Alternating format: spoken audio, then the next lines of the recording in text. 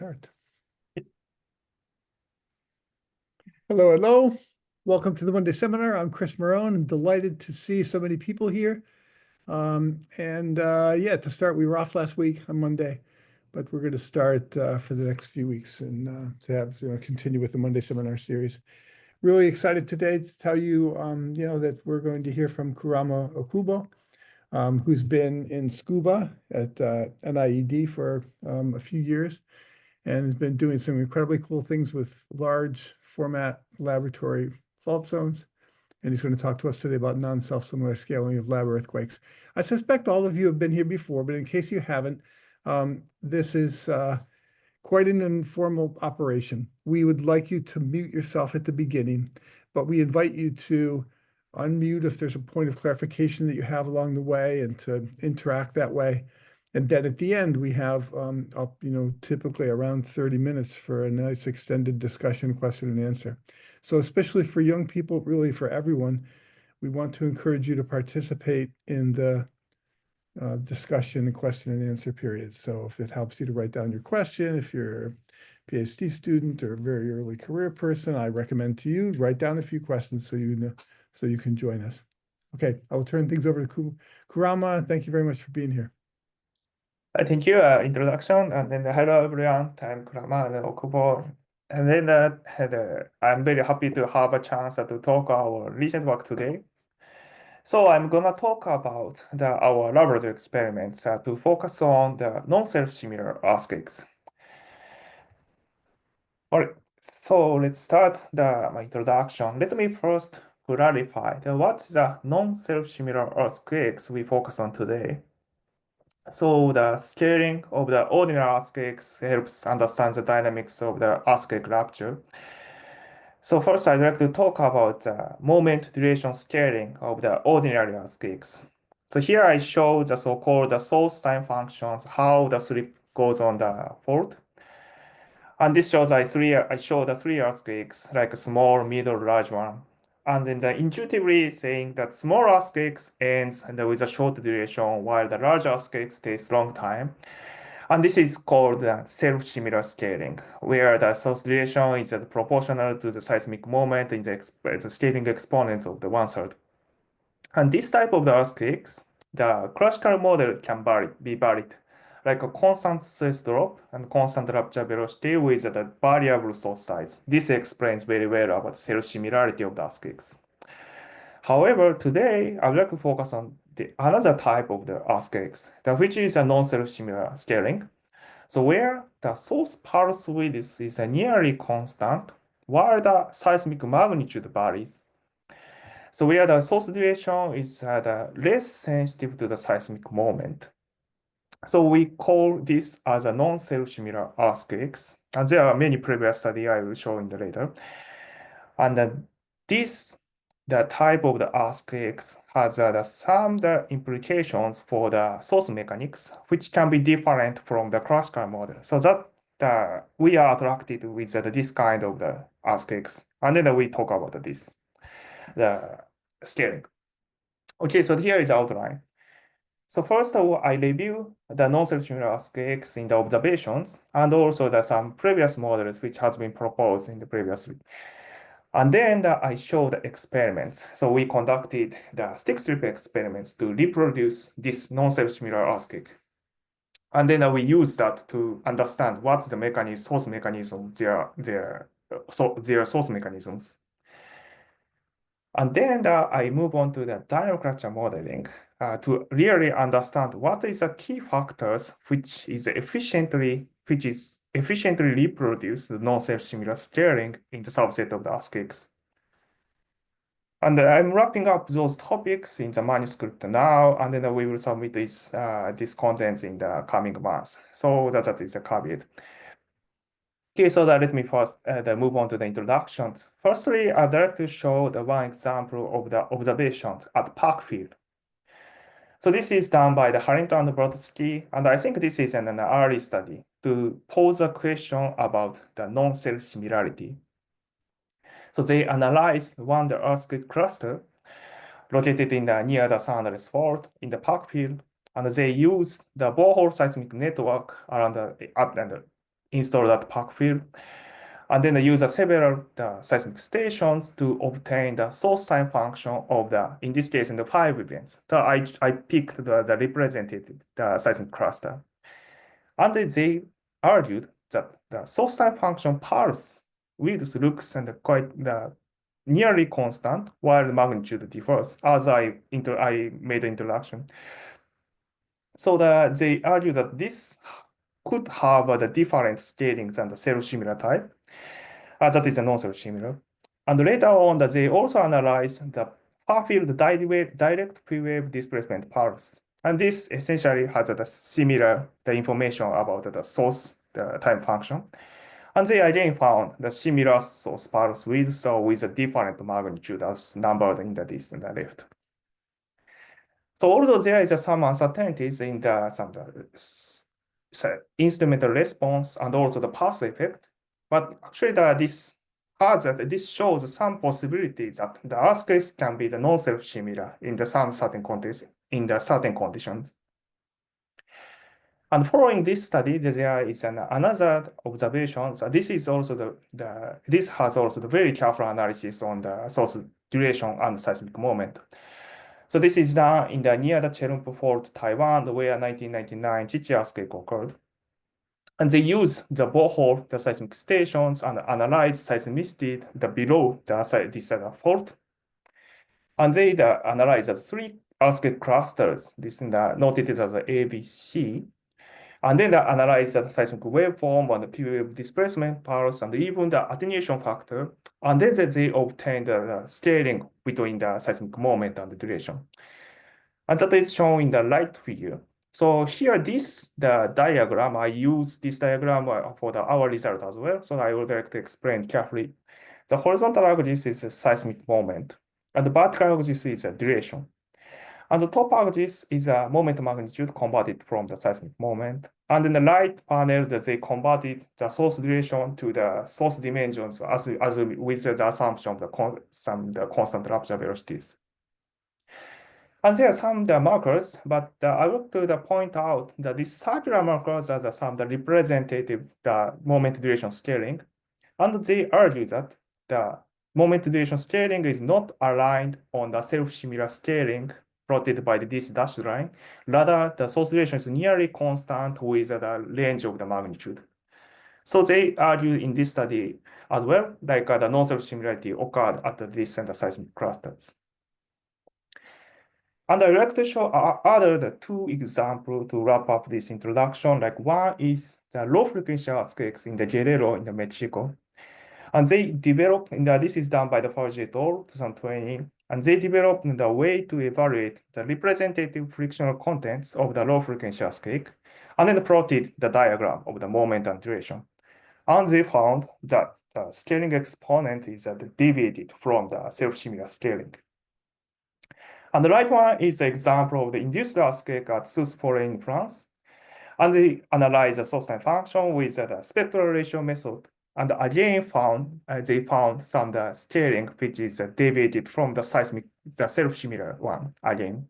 So the marker shows the earthquake cluster they analyzed as the non-self-similar event clusters, which is which has a different scaling from this dashed line indicating the self-similar scaling. So overall, there are many type of the observation of the non-self-similar scaling, which is not only on the San Andreas fault but in the many other places, like even subduction zone and induced earthquakes. I just listed all the differences I found about the non-self-similar earthquake in the below.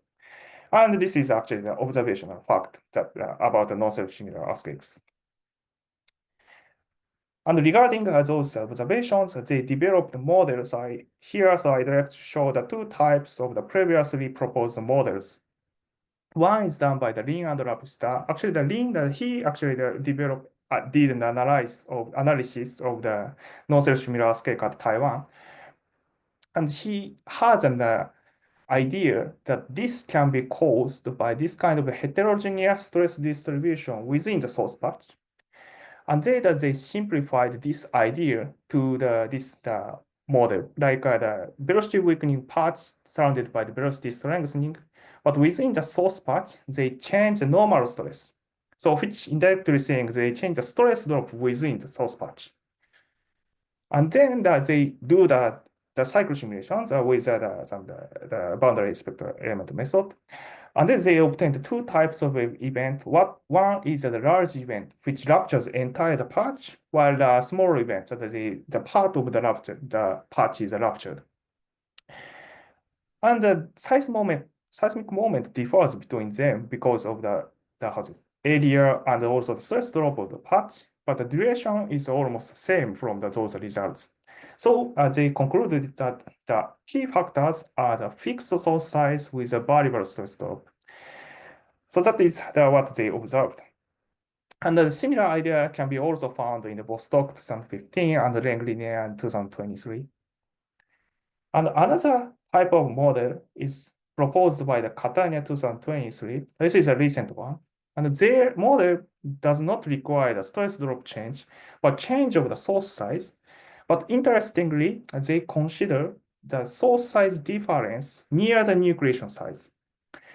And then what happens is that when the rupture is growing up from this critical nucleation size, the rupture growth is exponential increase, not the constant or linear, which results in the non-self-similar scaling. So they show the comparison between the classical source model, they assume the constant rupture velocity, and another one that with the exponential increase of the rupture velocity. So in the left, as they change the rupture size, increasing rupture size, the source duration becomes longer and longer because the rupture takes longer time. But with the exponential increase of the rupture velocity, they observed that nearly all the identically the same source durations with different magnitude, which is caused by the different size of the source. So from this model, we learned that the exponential increase of the rupture velocity can also generate the non-self-similar scaling. So those are the typical idea presented by the previous models. Okay, so far, I would like to summarize that non-self-similar earthquakes has been observed in many places, and several models has been proposed to understand their source mechanisms.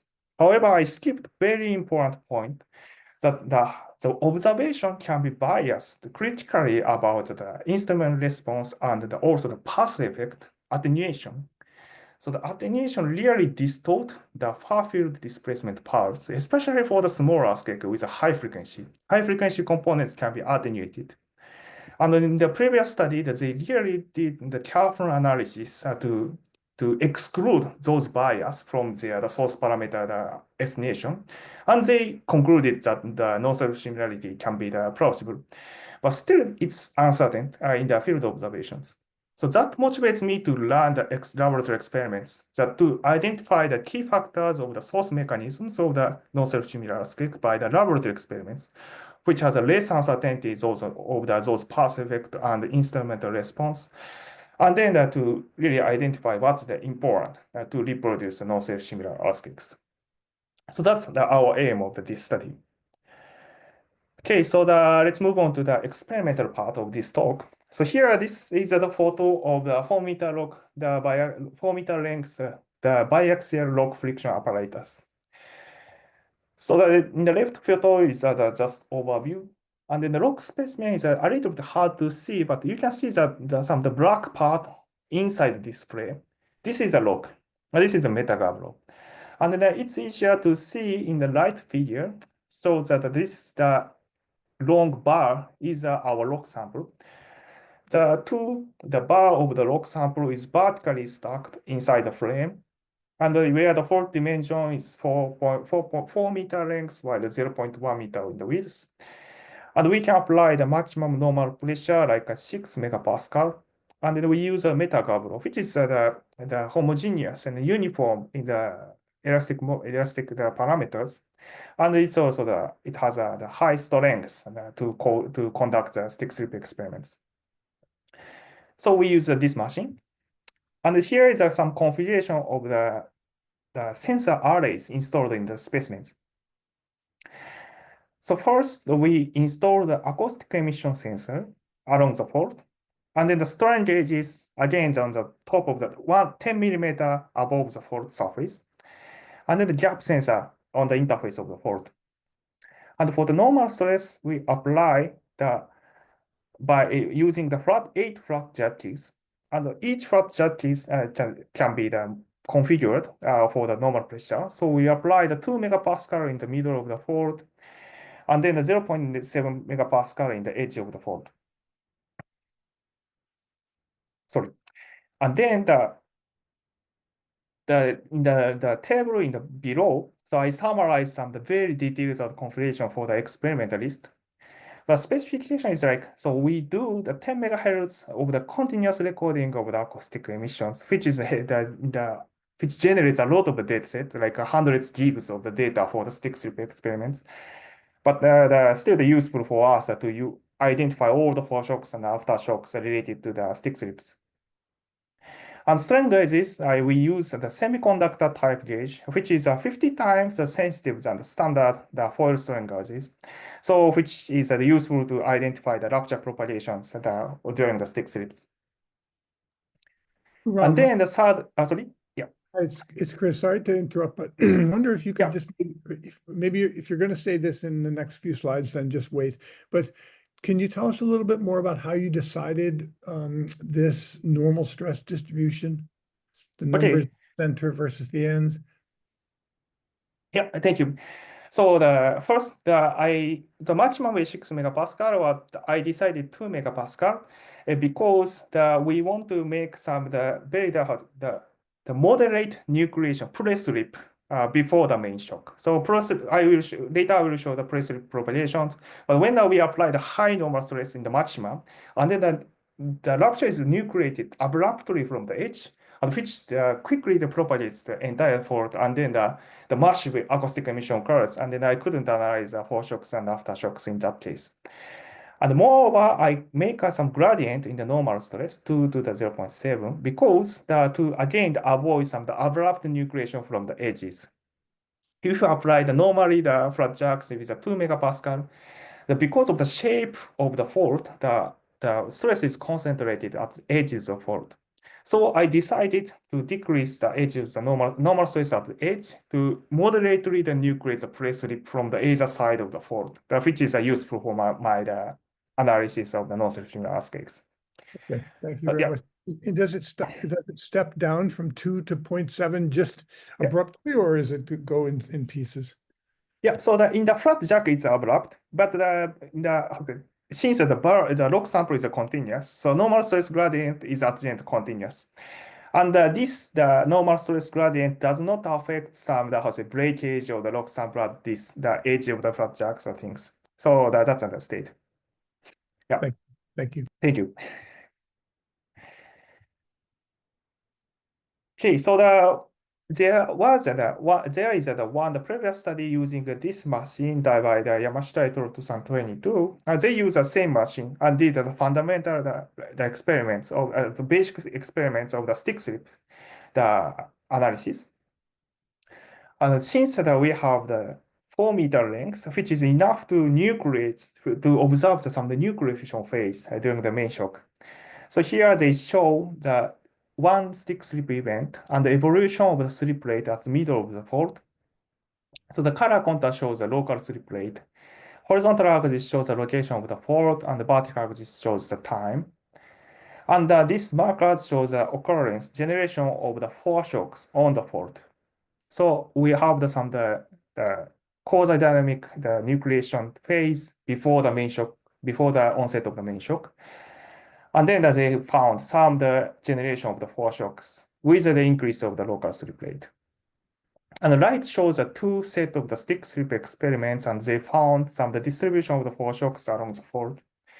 And what I want to mention is that foreshocks can be generated by the natural heterogeneity on the fault. This is, I think, the usual way to study the foreshocks generations, relying on the natural heterogeneities in the either friction or the topography on the rock surface, as done by the different studies, as listed below. However, the point is that we learned so much stick slip experiments, And then the 2 to 6 megapascal for the nearly 80 millimeter of the slip in total. And at the end, the fourth surface is totally lubricated and so smoothed out completely. So at the end, we couldn't find any for shock activities with this log sample. So that was a little bit regret to me, but I used the advantages of the very smoothed out the log sample to do the study on the foreshocks and aftershocks of the non-self similarity. So how to do that is to make the gauge patch like this. So in this and the left photos, you see that some of this and the patchy like the has the white circles. So this is what we call the gauge patch. So as annotated in the arrows, the zoom in the window of this gauge patch is shown in the right side. And we use the fault gauge, which is the we pulverize the host rock to make this gauge. So the type is the same with the host rocks. And we use a sieve and also the circular ruler to put thin circular gauge patch on the fault. So this is our unique point of the experiment to control the source. And then when I zoom into this gauge patch, and then it looks like this. The diameter is 8 millimeter, and then the layer is extremely thin because we are aware of the breaking the sample because of the high topographic gap. So we put a very thin gauge patch like this, but we expect that this can be the source of the foreshocks and aftershocks during the stick slip experiment. So before doing the stick slip experiments, we analyzed how the gauge patch makes the stress distribution on and around of this patch. So we make this patch on the circular cylinder sample, and they apply the normal stress like this with the pressure sensitivity sheet. And we measure the normal stress like this. So that this dense color shows a high normal stress, and I converted this color to the normal stress, and it shows like a normal stress to be like from 4 to 6 megapascal. And this topographic gap causes a high normal stress, while the outer area of the dispatch is the same with similar level with the background normal stress. And we expect that when the stick slip and the press slip is propagating around the dispatch, that this high normal stress concentration sticks within the patch, and which can be eventually dynamically ruptured to cause a seismic event. So that is our design to how to control the earthquake sources in our experiments. Okay, so now I'd like to show one example of the stick slip event. So here, this is the diagram to show how rupture propagates, how the stick slip occurs, and then what we observed in the acoustic emissions. So let me just spend a little time to explain this figure. The horizontal axis is a time in the millisecond, so it's a very short duration. And the vertical axis in the top panel shows the location of the fault. And here I show the schematic of the fault surface with the gauge patches. So we located the 7 gauge patches with a spacing of the 500 millimeter. And in the main panel, I show the color contour, which shows the normalized shear stress change measured by the strain gauges along the fault. So the yellow color indicates the stress the increase, while the blue color indicates the decrease is from which is normalized at the onset of this stick slip event. And then the black lines show the acoustic emission signals recorded by the 32 acoustic emission sensor on both sides of the fault. And first, what we observe is that the propagation of the press slip. So in the highlighted color, it indicates some the rupture front. So here, I forgot about explaining. But bottom panel shows the macroscopic shear stress change, which is measured on the shear loading cylinders at the waist of the lower rock sample. And when the stick slip is onset, and the rupture nucleates from the east side of the fault, and then which slowly propagates towards the opposite side of the rock sample. But you see that in the macroscopic shear stress, which is not still dropped yet, because not the entire fault is ruptured yet in this timing. And when the display slip reaches to the opposite side end of the fault, and then the onset of the main shock occurred, and then the both entire fault is suddenly simultaneously slipped, and then the macroscopic shear stress drops, and then which is we classified as the main shock of the stick slip event. And then during this propagation of the pre-slip, we found 4 shocks. And then when we relocated visually of those events, which are corresponding to the location of the preset the gouge patches. So we expect that those events are caused by the gouge patches. So let's focus on the one of the 4 shocks, and then see how the waveform looks like. So here is the event highlighted in the previous slide. So this is the gouge patch location, and black lines is the acoustic emission waveforms.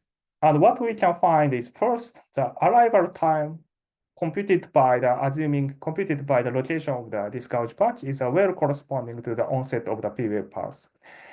And in addition, we have the polarities on the first up and first down. Now this is quite analogical in analogy to the natural observations of the focal mechanisms. So this indicates the pure shear slip occurs on the gouge patch.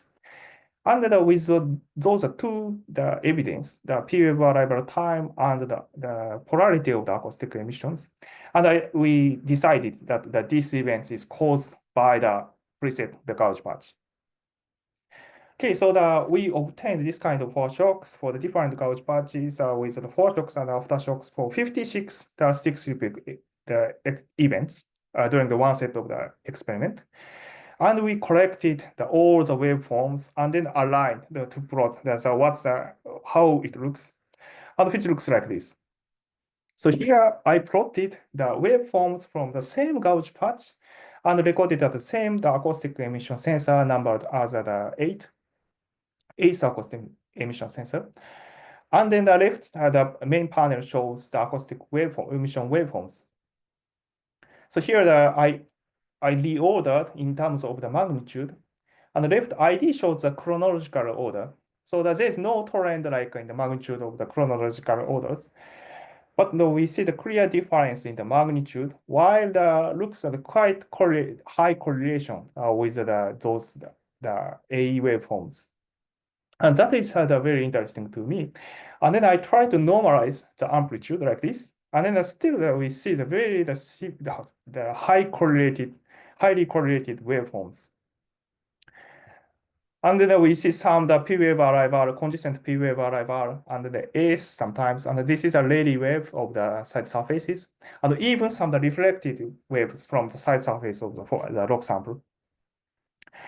So we expect that this has the characteristics of the non-self-similar earthquakes.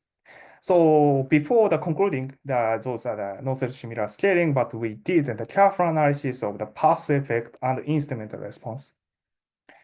Okay, so here when we analyze the acoustic emission waveforms, we usually have to consider the pulse effect, which is attenuation, and also the instrumental response. So today, I'd like to show how we collected those artifacts from the A waveforms to adequately analyze the source parameters. So first is the instrumental response. So we did the analysis following the previous study by using the laser Doppler vibrometer and the signal of the acoustic emissions. And we have the ground truth, the waveforms emitted by the source, the transducers, measured by the laser Doppler vibrometers, and also the data of the AE sensors. So we compared between them and to obtain the response associated with the amplitude and also the phase with the frequency. And the right shows the two traces. The black is just the division of the ground truth LDB waveforms divided by the A waveforms. But in the red line, we modeled the signals with the poles and zeros. That is, we follow the same manner of what has been done in the traditional seismological analysis. So we model the response by poles and zeros, so we can remove the instrument response from the acoustic emission waveforms. And next is that we also corrected the coupling of each AE sensor and also attenuation. And to calibrate them, we use a ball drop source, so like this. So when we drop the source by the magnet, and this causes some impact by the free fall of the steel ball, and then get the observation of the waveforms like this. So we drop this ball along the fault and then measure the waveforms from all of the A sensors. And we use this as a calibrating the signals. And then coupling, today I skip, but I like to emphasize what we make an effort of the evaluation on the path effect in the attenuation. So let's see that in the top left panel shows the comparison between the observed waveforms by the free fall, the steel ball impact, and the synthetic waveforms. And here the synthetic waveform is computed by the Hertzian impact theory and the finite difference method simulation. And we have the good comparison between the P and S after the slight the time shift of the onset of the P wave. And then I trim the P wave, and then we see the little subtle difference between the observation and the synthetic Hertzian impact theory. And we assume this is the effect of the attenuation. So when they take a spectrum of those waveform, P waveforms, and we have some decrease especially in the high frequency components. And we evaluated the decay in the high frequency range event with the ball drop source by ball drop source. And then we collected all the valid combination of the sensor and the ball drop sources. And then we finally obtained the median, the statistic model of the attenuation with the frequency dependent attenuation model. So here the beam shows some of the quartiles of the 66 ball drop station pairs, and we assume the uniform, the homogeneous attenuation on the entire the log sample. And then we take the median of those statistics. And simply saying that in the high frequency range of this attenuation model, we see like the QP to be the 25 over the 800 kilohertz. And this is qualitatively consistent with the previous studies. So we use this model and we decompose this attenuation factor from AF waveforms to evaluate the source time function. So here is one example. So now we have the gauge patch, the 4 shocks, recorded by the 4 AE sensors near the patch. And the black line shows the observation. And the curve shows the best fit cosine source time function. So to evaluate seismic moment and source duration, we fit synthetic the cosine source time function one by one. And the left is the result before decomposing the attenuation factor, and the right is after deconvolution. So you see that the shape looks a little bit sharper than after the deconvolution of the Q. This is because we recover the high frequency components in the source time function. So by doing this, applying this technique for all of the foreshock and aftershocks, and evaluated the moment duration scaling for those gauge events. And here I show the results of the scaling for those gauge events. The first, this is the results without the attenuation correction. So with the magnitude and duration, and the dashed line is with the self-similar scaling. And this already shows some non-self-similarity, but after the correction of the attenuation, it looks like this. So when interpret the events, the first we take some crude linear regressions for those events, which tells us like scaling exponent of the 0.04, which is smaller than the 1/3, indicating this the subset of the aspects are the non-self-similar. And we also notice that the short duration events with a short duration, this can be the measurement limitations. So even we decompose the attenuation factor, but we use the water level in the attenuation factor. So there's some limitations in the measurements of the duration. But the events are a little bit above this limitation, which means those alignment in the nearly constant source duration is not caused by this is the measurement limitation, but I think this is the effect of the source mechanism itself. So as a summary, this and the subset of the gauge events shows this scaling, which is shows a non-self-similar characteristics. So this is a kind of the breakpoint of this talk. Like we could reproduce the non-self-similar earthquakes by the controlled gauge patch sources. Okay, so now the rest of my talk, I would like to move on to the dynamic capture model of these events. So to do the model, we selected the 5 representative gauge events as annotated with the blue circles. So here you see the source duration is nearly constant while seismic moment varies. So let me develop the dynamic capture model to reproduce those events, and then identify what is the key factors to make those scaling. Okay, so let me first clarify what is needed for the dynamic capture models. So far what we observed is a kinematic characteristics. That's the seismic moment and the duration. That is the kinematic. But we now want to know the further information of the dynamic captures. So where do we need to identify the distribution of the normal stress and shear stress on and around the fault patch, and also the friction load. Those are the ingredients to model the dynamic capture source processes. To constrain this dynamic capture model, we try to make a model and then compare with the source time function, model source time function with the P wave, the displacement parts of the AE waveforms, and then fit together to constrain the model. And even more, we evaluate the seismic moment and source duration of the modeled source time function, and then to reproduce the scaling, which I showed in the previous slide. So that is our target.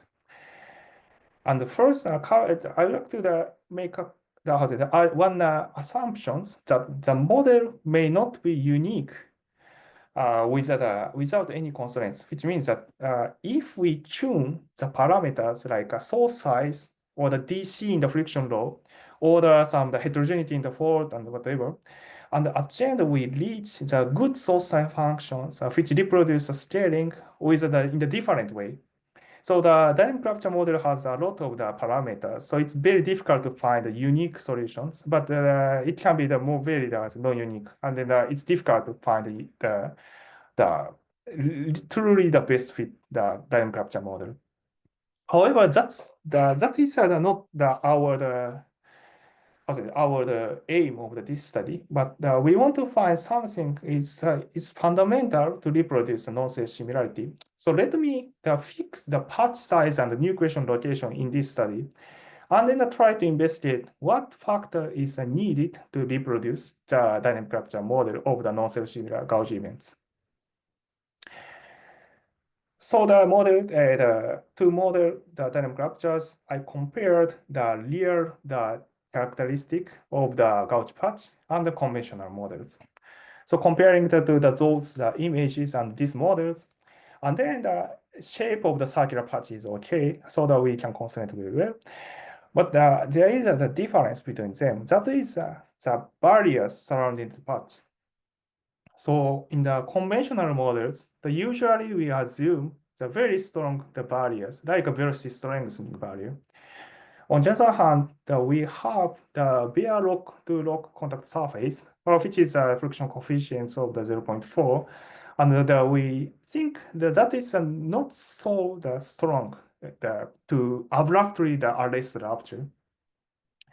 So we consider these conditions. So that this in the conventional model, this velocity strengthening patch, the barrier is okay with the assumption of like a creeping fault, like the Sanders fault. But in our case, it's not applicable. So that we consider a relatively weak barrier surrounding the patch. And next, to reproduce the non-self-similar earthquakes, we have to know what causes a variation in the seismic moment. And as I explained before, like in the conventional model, there is two ways. One is to apply the different stress drop within the patch. And another is to change the seismic source size near the nucleation length. And then I took the first idea, like the different stress drop with the same, with a fixed source patch.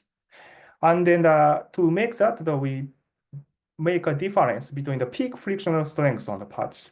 So in the next few slides, I would like to explain why I take this idea and why we comes up with this idea of the changing the peak frictions on the gauge patch.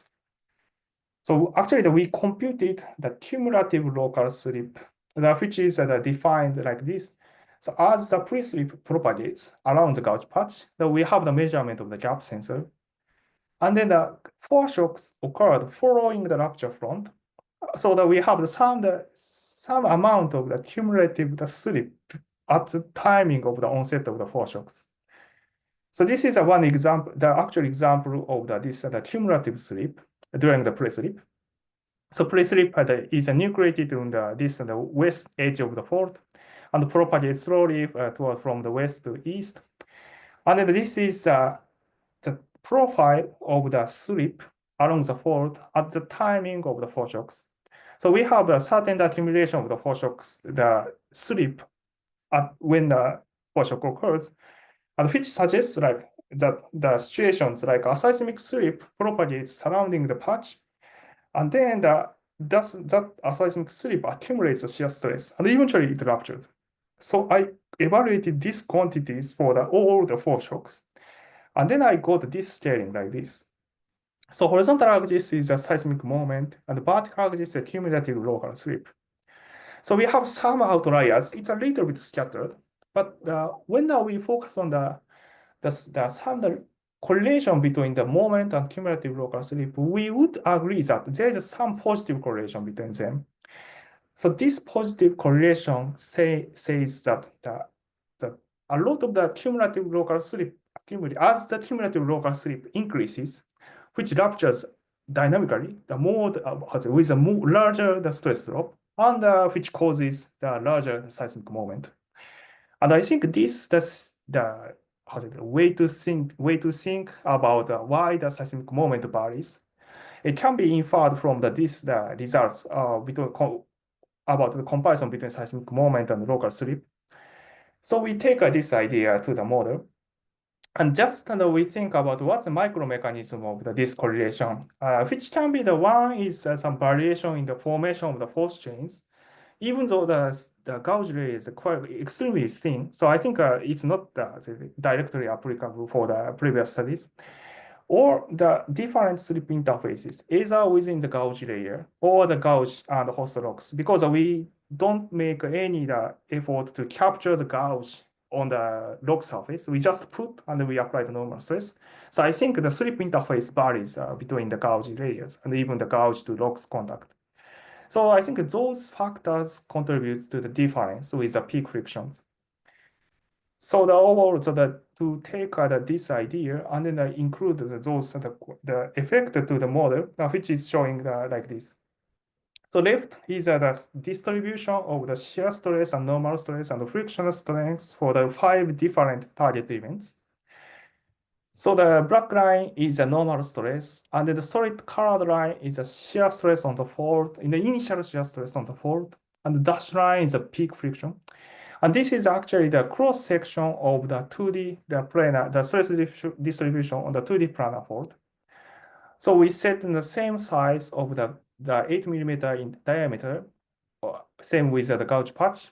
And we apply the nucleation, we assign the nucleation regions just in the middle quarter locations of the gauge patch as a representative location. And coming to the profile, so I'd like to mention like the stress drop is the quantities from the initial stress level to the residual stress level.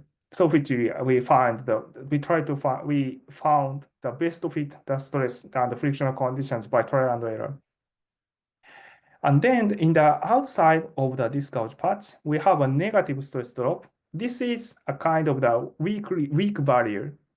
So the stress drop for the larger events is like 2 to 5, so around 3 megapascal of stress drop, while in the barrier is like 0.5 megapascal. So this ratio decides how much barrier is efficient. And in this case, I will show that later, but it's not perfectly efficient to arrest the rupture immediately, but there's some the extensions from of the rupture from the source party, and that is critical for the non-self-similar scaling. So this is a condition of the stress. And then moving on to the frictions, how we assign the frictions on the patches. So we use the linear slip weakening law with the self-healing friction. Actually, this is one additional factor we would like to argue, which is necessary for the non-self-similar earthquakes, which is potentially necessary, I think, for the non-self-similarities. Like we assigned when the slip reaches a certain amount of the distance, and then we force to feel the friction like this. So this is usually naturally this naturally emerges when we use a rate and state friction law or with a certain initial stress conditions. And we mimic the self-healing friction with our context of the linear slip weakening law. And then we see how the source time function differs with a different level of the stress drop. And to find the best fit DC, we assume this kind of the scaling, like which is the scale, the DC is proportional to the amount of the slip. And then we found this exponential best fit exponential scaling to the 0.6. And the scaling makes the scaling with the fracture energy. So which I would like to show in the next. So here is the result. So here I show the machine cause and the overall the fracture energy, the scaling with our best fit solution. So the vertical axis is the breakdown energy and fracture energy, while the horizontal axis in the slip, generally the slip on the fault. And the best fit parameters are located here. So I would like to mention two things. One is energetically, the gauge patch models are consistent with the overall scaling. But when we focus on carefully about the difference between the conventional one and our model, the scaling obtained by the laboratory experiments is a little bit larger than the best fit, the fracture energy. And I think this is because the seismological analysis of the laboratory experiments assumes the classical source model of either the Bloom or Madariaga's model. So this condition is different from our dynamic fracture model. I think that makes a difference between them. And today, so I don't go into details about this fracture energy, but I think this infers something like a difference with the classical model and our model of the gauge patch events. And to run these simulations, I use the UCHA simulations developed by David and Albertini and Kay. Kay is in the audience now. And this software is very useful to conduct fully dynamic fracture modeling in the 3D. So the basic configuration is like that we set the very small grid size of the 40 micrometer. And then enough grid number of the grids and the time step small enough to resolve the dynamics of the rupture. So that we use this software and then just extended the modules of the frictions like to include the self-healing part of in the linear slip weakening law. And then doing the rupture simulation, which looks like this. So the top I show the slip velocity, evolution of the slip velocity, and the middle is the slip, and the bottom is the absolute level of the shear stress. And when in the first, the rupture is spontaneously nucleated, and then it rupture propagates entire the fault. And then when the rupture reaches the outside of the fault, because of the negative stress drop, rupture is arrested. And I would like to point out that in the middle of the patch, because of the self-healing of the friction, the slip is locked. And this is really critical to reproduce non-self-similar earthquakes in our model. And at the end, we have some extent of the slip region, but most of the slip is concentrated on the gauge patch in our model. So this is a sequence of the dynamic ruptures. And here is the result of the source time function. So the horizontal axis is the time, and the vertical axis is the moment rate. So this is a source time function. And dashed line is the best fit solution from the observations of the 4 acoustic emission sensor. And the solid line is what we obtained from dynamic rupture model. So we did a grid search for the different to find the best fit stress level and also the DC. And eventually we found very good fitting between them. And this the markers shows that corresponding to the timing of the snapshots in the previous the slide. And when we normalize those the 5 target events, and it looks quite similar the shape in the source time function, which indicates the non-self similarity in the source process. And I would like to show that what happens without the self-healing, which looks like this. So this is actually the first result we obtained from modeling that without self-healing. And as the stress drop increases, that we have much more the slip, crack-like slip on the middle of the patch, which cannot be arrested and which elongated the last part of the source time function like this. So without the self-healing law, self-healing in the self-healing law, so it was a little difficult for me to reproduce the non-self-similar scaling with our assumption like fixed source, the size with the fixed nucleation location. So again, with self-healing, that is very efficient to reproduce non-self-similar scaling. And this is what we obtained the model, the scaling of the model comparing to the observations. We have almost a very good fit between observations and the dynamic rapture model. So we conclude that our model is one of the possible candidate which reproduce the non-self-similar earthquakes. Okay, so to summarize, our model requires a potential candidates of 3 components. One is a fixed source patch, variable stress drop, and self-healing friction. And with these conditions, we don't need such a strong barrier. Even without strong barrier, we can reproduce the non-self-similar earthquakes. And I think this is just the one idea, but this can be generalized for the different places and the different tectonic setting of the fault, and even this widen the possibility of the non-self similarity in the natural earthquakes. So that's the implication from our studies. And then let me conclude today's talk. First, we did stick slip experiments to reproduce the non-self similar earthquakes. And we confirmed after the careful analysis of the path effect and instrumental response of the sensors, and we confirmed that the gauge patch can be non-self similar. And then we modeled the dynamic structure process, and then we have one argument that the 3 components of the fixed source size and then the different stress drop with a self-healing of the friction, which makes the non-self-similar scaling even without the strong barrier to confine the source, the final rupture region at the same with a different level of the stress drop. So I think this is a more robust the way to reproduce the non-self-similar earthquakes. A natural observation is still limited. I think that I can still find like at maximum 10 publications so far. But I think that we have more chance to find the non-self-similar earthquakes with the careful analysis of the path effect. And then I hope this can be useful to monitor the fault as has been studied, the repeating earthquakes, and also the monitoring the aseismic slip on the fault. So that is my expectation for the non-self-similar earthquakes. Okay, so thank you for your attention. Kurama, that was fabulous. Thank you very much. I Yeah. will invite people to unmute or otherwise join me in thanking Kurama for Thank you. fabulous talk and whatever they would like to. Yeah, really nice, very nice. And thank you for organizing that. Yeah. So while we give just a second to catch his breath, let me invite people to use the raise hand feature of their Zoom link, and maybe especially if there's a PhD student or a self-identified early career person who would like to ask the first question, please do.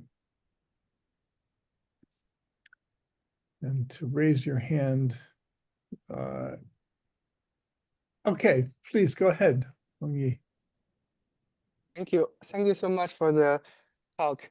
And because of my background, mainly focus on dynamic rupture part, so I had maybe not really understand well on your experience.